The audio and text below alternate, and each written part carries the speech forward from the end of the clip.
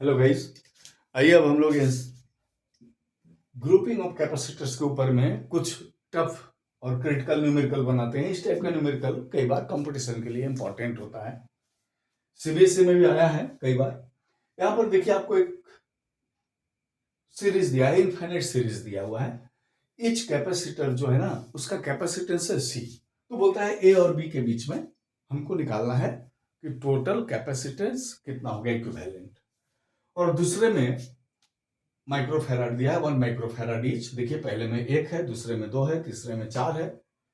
इस तरह से ये बढ़ रहा है, इनफाइनाइट सीरीज है। ए और बी के बीच में हम लोग को निकालना है। दोनों बहुत इंटरेस्टिंग सवाल है, आप ध्यान से देखिएगा, आपको बिल्कुल समझ में आ जाएगा।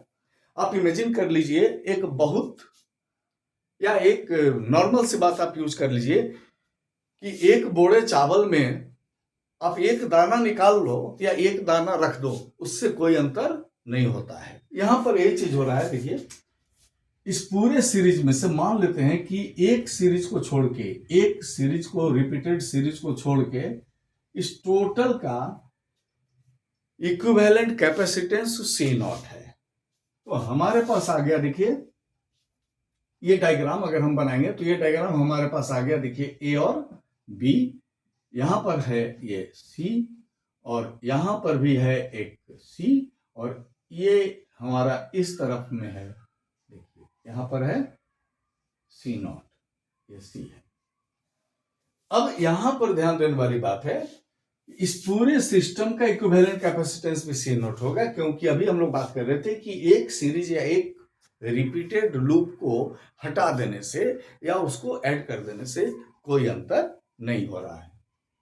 अब हम लोग बात करते हैं, यहां पर देखिए ये दोनों पैरेलल में है, तो यहां Cp इक्वल टू हो जाएगा C plus C not. Cp equal to C plus C not.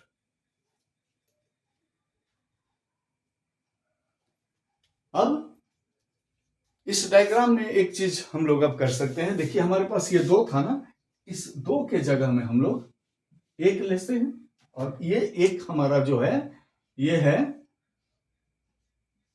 Cp equal to C plus C not.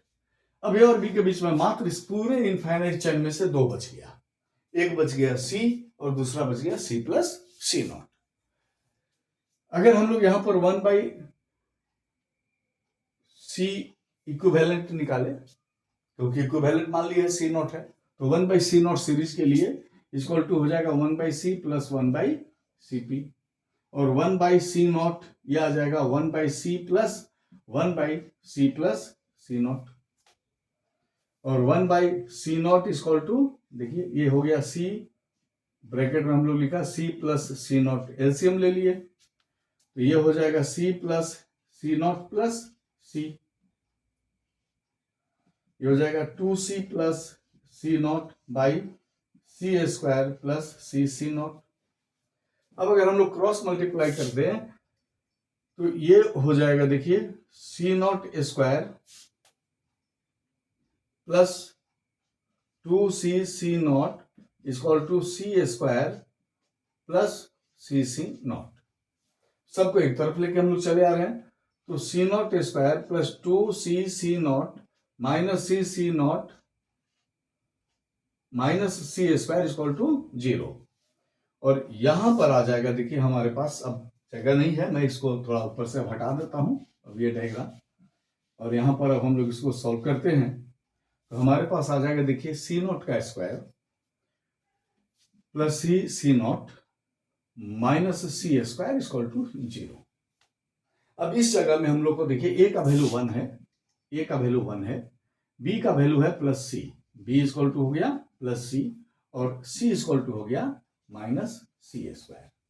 तो हम लोग यहाँ पे x निकालते हैं, x equal to minus B plus minus root under B square minus 4ac by 2 into A.